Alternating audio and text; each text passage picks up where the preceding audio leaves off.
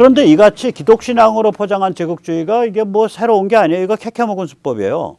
19세기 말 이후 주요 유럽 국가는 모두 이 수법을 사용을 했습니다. 심지어 카톨릭까지 전부 국교체제잖아요. 카톨릭은 명목은 로마 교황을 섬기지만 카톨릭을 유럽 대륙에서 카톨릭을 섬기는 세 개의 나라죠. 대표적인 나라가 덩치가 있는 건 프랑스, 스페인, 이탈리아. 근데 그 중에 이탈리아랑 프랑스는 힘을 못 썼거든요. 이탈리아가 통일된 게 19세기 말 아니에요. 19세기 후반 힘 못 썼어요. 스페인도 당연히 힘 못 쓰고. 따라서 프랑스가 카톨릭을 국교화 시켰다고 일종의. 그 다음에 이제 나머지 이제 루터교 뭐 아니면 이제 루터교 프로테스탄티즘, 그 다음에 이제 장로교나 뭐 이런 그런 쪽 프로테스탄티즘인데, 그 다음에 영국은 또 영국 국교회, 앵글리칸 처치가 되고요. 예, 그러니까 이제 각 나라가 자기의 국가별 교회 체제를 가진 크리스천덤이에요. 카톨릭까지 사실상. 프랑스 하나만 그 카톨릭을 딱 제대로 하는 나라 중에 카톨릭을 하는 나라 중에 프랑스 하나만 열강이니까 그렇게 돼버려요. 그러니까 기독교 국가죠. 그러니까 이거 살벌해진 거죠. 예, 살벌해진 겁니다. 그래서 저는 우남 이승만 연구자들 중에 우남 이승만이 대한민국을 기독교 국가로 만들려고 했습니다. 이런 말을 하는 사람도 있고 또 그런 말을 입에 달고 사는 소위 보수파리 목사가 있어요. 저는 그 말만 들으면 소름이 끼쳐요. 우남 이승만 팔아먹고 욕보이는 짓입니다. 물론 저도 굉장히 존중하죠. 제가 쭉 들었으면 제가 언제 기독교를 한번 이렇게 약간 블래스퍼미라 그러죠. 약간 종교 모독적인 관점에서 비하한 적이 없고 극도의 존중심을 항상 표방을 해왔잖아요. 이게 현대 문명을 이루는 굉장히 중요한 초석 중에 하나예요. 자유와 개인 이런 컨셉이 하나님 앞에 단독자라는 프로테스탄티즘 정신하고 직결돼 있습니다. 그게. 그래서 이 기독사상 기독교는 이게 엄청난 종교죠. 네, 맞습니다. 또 우남 이승만이 기독사상과 신앙을 깊게 깨우친 사람이라는 점도 맞습니다. 예, 거기까지 맞아요. 그런데 기독교 국가는 아니에요. 기독교 국가라는 건 기독교를 국교로 섬기는 국가고요. 헌법에 그게 찍혀야 돼요. 헌법에 종교의 자유가 없는 거예요, 말하자면. 종교의 관용이 있을 뿐이지. 헌법에 대한민국은 기독교 국가이다. 기독교는 예를 들어서 성경의 바탕에서 삼위일체와 동정녀 마리아의 임신 출산과 그 다음에 예수가 메시아라는 걸 믿는 것이다. 이런 그런 정의가 나오고 단 기독교가 아니라고 하여 이러이러한 영역에서 부당한 대우를 하지 않는다. 헌법이 그렇게 찍히는 게 그게 기독교 국가예요. 우남 이승만은 대한민국의 국교로 만들 생각이 없었어요. 전혀 기독교를. 심지어는 불교가 너무 망가져 있는 게 애가 타가지고 불교 정화를 해서 그 바람에 정치 타격 입어서 그게 나중에 4.19 때 당한 이유 중에 하나거든요.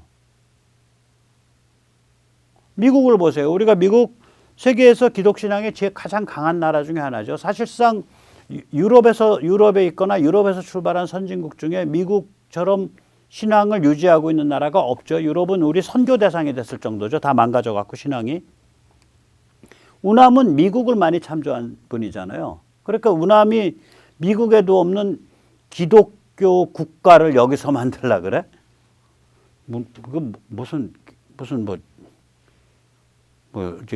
귀신 신하라 까먹는 소리를 하나? 목사나 우남 연구자들이. 절대 이런 말에 속지 마세요. 그러니까 기독 사상과 신앙이 깊다라는 것과 국가 체제를 국교를 기독교로 간다. 국가 체제에 있어. 그건 전혀 다른 얘기입니다. 둘은. 네. 자, 그런 면에서 이제 좀 더 말씀을 드리면 모든 종교는 국교가 되는 순간 생명력을 잃습니다. 신라 불교가 고려에 들어 급속하게 타락해서 드디어 조선에 이르러서는 넌더리를 내게 되고 배척의 대상이 됐던 거죠. 그게 성리학 하나의 힘으로 그렇게 한순간에 가겠어요? 민심이 그렇게 돌아간 거라고요. 유럽 국가들 19세기 말에 정말 웃기죠. 유럽 국가들이 나라별로 교회에 모여서 하나님께 기도하는 거예요.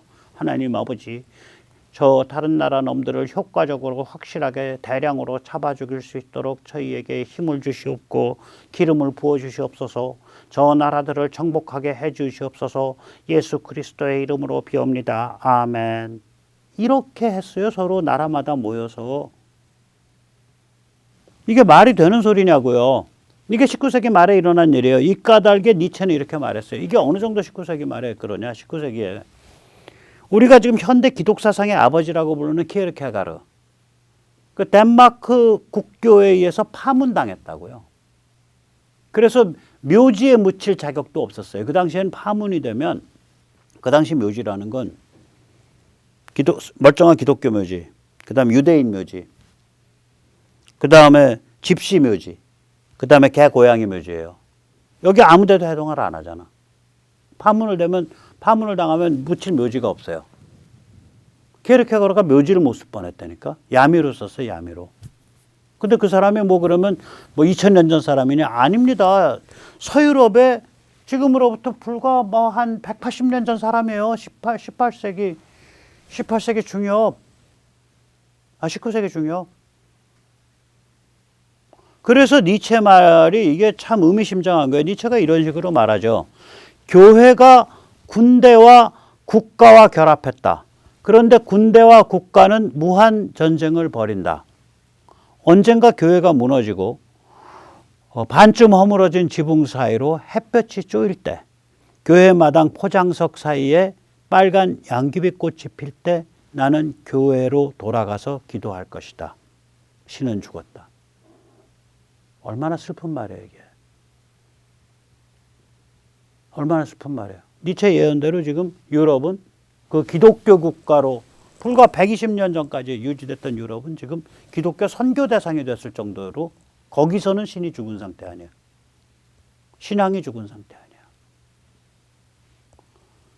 그래서 잘 생각해 봐야 돼요. 그래서 우리가 그 굉장히 심각한 질문을 던집니다. 니체 그 신을 조롱하고 나쁜 놈이야. 이렇게 쉽게 생각하지 마세요. 그 신앙의 문제에 관해서 굉장히 심오한 근본적인 그런 화두를 던지는 사람입니다. 예, 말하자면 그는 교회와 국가와 결합해서 제국주의로 치닫던 시대를 너무너무 가슴 아파했던 것입니다. 그래서 이 교회가 다 망한 다음에야 폐허가 된 교회 마당에 와서 기도를 올리겠다고 한 거죠. 예. 푸틴은 19세기 말 무려 120년도 더 전에 유럽에 유행했던 기독교와 제국주의의 짬뽕 칵테일을 다시 축혀들은 거예요. 이자는. 여기에 속아가지고 그래도 러시아 푸틴은 신앙이 있고 도덕적 보수주의가 뭔지 알고 동성애를 반대하고 글로벌리스트를 반대하니까 그래도 러시아가 좀 잘 돼야 되는데, 푸틴이 잘 돼야 되는데, 이렇게 순진한 기독 보수 쪽과 도덕주의자들이 속아 넘어가는 걸 제가 주변에서 보고서 개탄을 합니다. 그리고 그렇게 속아 넘어가게 쥐덧 떡밥을 까는 그 악랄한 담론가들 제가 다 지부책에 지금 넣고 있어요. 자, 이제 푸틴의 이제 러시아 정교 기독교를 앞세운 러뽕 러시아 제국주의가 뭔가 설명드렸고요. 두 번째 테마 나치 방매를 살펴보죠. 우크라이나는 기구한 역사를 가진 나라입니다. 원래는 우크라가 러시아의 어머니죠. 네. 슬라브의 어머니가 원래는 우크라예요. 최소 3000년 전부터 그랬어요. 이 지역 사람들이 6000년 전쯤에 인류 최초로 말을 길들인 사람들입니다.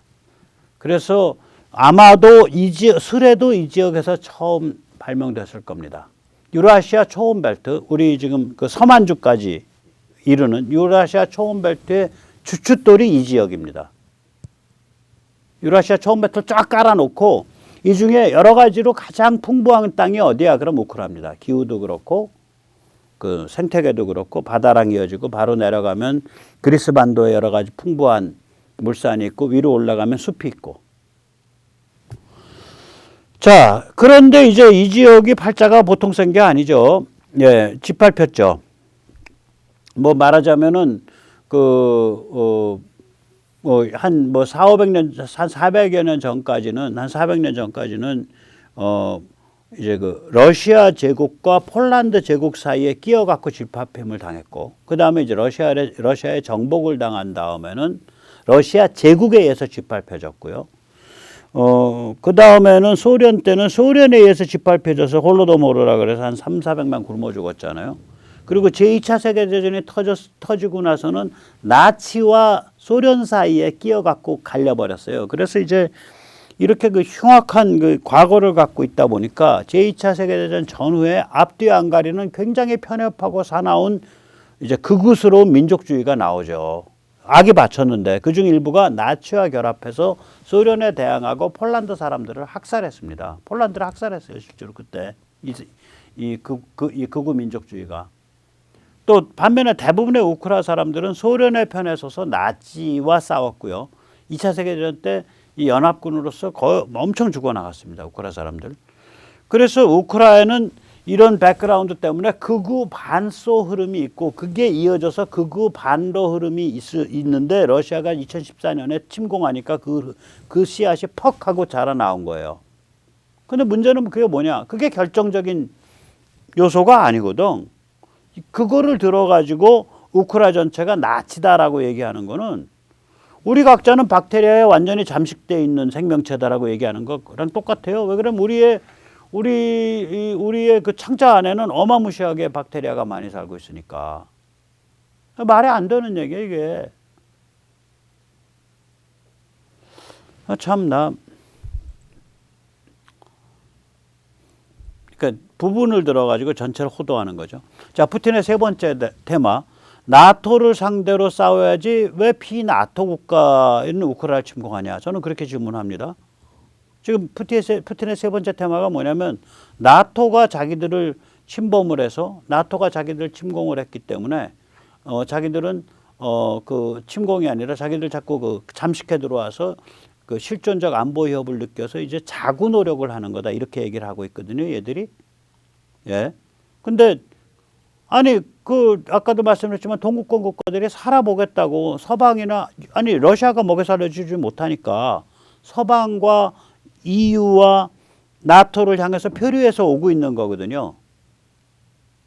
그거 어떻게 해야 하려고? 그걸 어떻게 막아?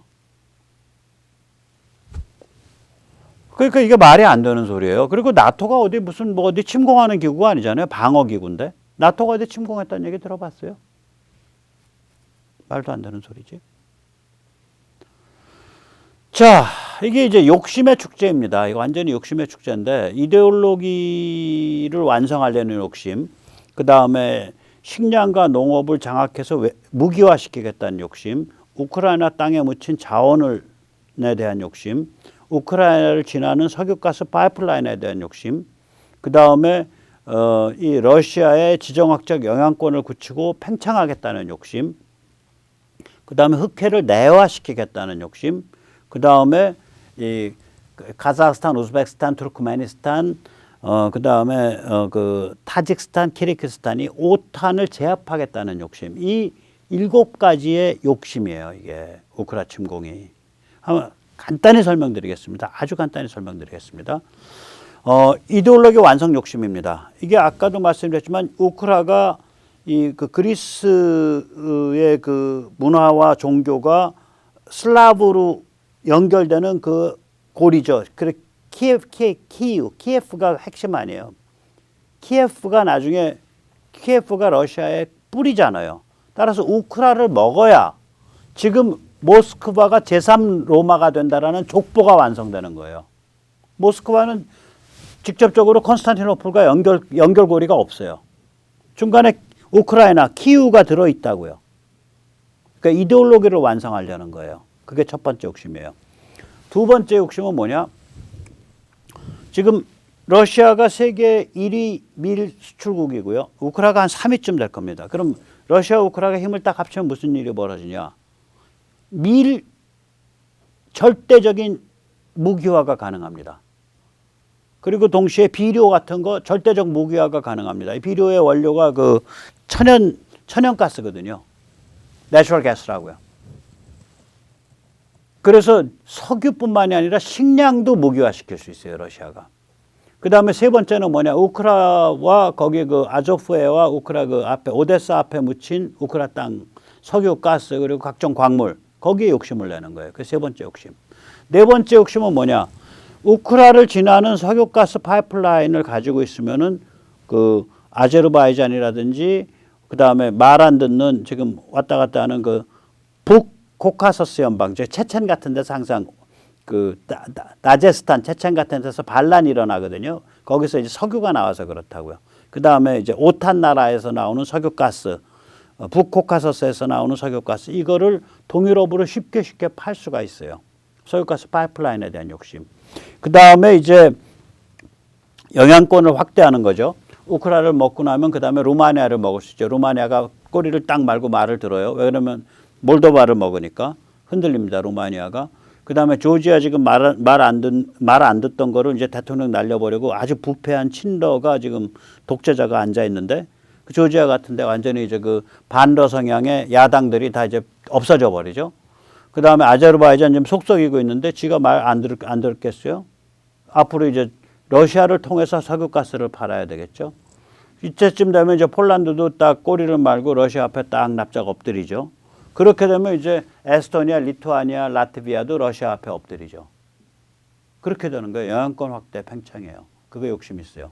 6번째, 흑해를 내해로 장악하는 거죠. 7번째, 오탄을 제압하는 건데 지금 오탄이 이게 이제 기고만장해가지고 특히 중국이 와서 옆구리에서 찔러서 중국 쪽으로 에너지를 파니까 러시아 보기를 뭐 거의 그냥 뭐 저기 동네 깡패 보듯이 본단 말이죠. 오탄을 볼 때. 근데 딱 이런 식으로 공기를 잡으면 오탄도 이제 러시아를 보수로 인정을 하게 되겠죠. 이런 욕심인 거예요. 이게 무슨 나토 팽창 이런 거 아니에요. 택도 없는 소리. 자, 마지막 말씀드리겠습니다. 러시아는 거덜나고 중국은 폭망합니다. 한국 좌빨들 초상 치르게 된 거죠. 예, 그리고 이제 세계의 군사 지정학 구도가 바뀐 거예요. 따라서 글로벌리스트의 본질은 뭐냐면 중국 사랑, 러시아 사랑의 군사 지정학 구도예요. 그리고 자유공화국을 약화시키는 군사 지정학 구도예요. 근데 세계 전체가 군사 지정학 구도가 확 바뀌어서 이제 더 이상 글로벌리스트 군사 지정학 구도가 안 통해. 그러니까 글로벌리스트들도 자기의 군사 지정학 구도를 버렸어요. 글로벌리스트가 소멸하는 중이야. 멸종 중이야, 멸종 중. 예, 이게 멸종 중이라고요. 자, 그래서 이제 우리가 중국 사랑, 러시아 사랑에 죽었고 자유민주공화국을 약화시키고 글로벌 관료 조직을 키우자는 그 노선이 죽어버렸는데 이게 글로벌리스트들의 본질이거든. 이게 글로벌리스트로서의 정체성이라고. 이 정체성이 소멸 중이란 말이죠. 러시아는 지금 이 근본 정체성은 얘기를 안 하고 글로벌리스트들이 이 목적을 달성하기 위해서 사용한 전술적 수단, 즉 말살주의 트리오, 즉 가치 판단 말살주의, 역사 말살주의, 남녀 성구분 말살주의, 이것만 부풀려 가지고 우리는 글로벌리스트와 싸우고 있습니다. 우리는 도덕적입니다. 우리는 신앙을 합니다. 우리는 전통을 합니다. 우리야말로 제3 로마입니다. 우리야말로 인류를 수호하는 수호자들입니다. 이러고서 개구라를 치니까 순진한 기독교 신앙인 중에 일부, 순진한 도덕주의자 일부가 참 안 됐다. 러시아가 어떻게 잘 돼야 되는데 뭐 여기까지 이제 유혹을 당하는 거예요. 그 누가 그 밑밥 깔면서 유혹했는지는 다 기억해 두십시오. 그 사람들 아닙니다. 예. 다시 한번 말씀드리겠습니다. 본질적으로 정치 군사적 지정학적 사안입니다. 이런 사안에 대해서 푸틴의 움직임은 또 글로벌리스트의 움직임은 이런 사안에 대해서 하나님, 신앙, 구원, 도덕을 떠들고 내세울 때는 사기다 이렇게 보세요. 그건 일단 사기입니다. 그런 사안을 도덕과 신앙과 하나님으로 이렇게 덧칠을 해서 얘기하는 거, 정치적 얘기, 군사 지정학적 얘기를 덧칠을 해서 얘기하는 거, 거기에 속으시면 크게 당하십니다. 네, 오늘 여기까지 모시겠습니다. 감사합니다.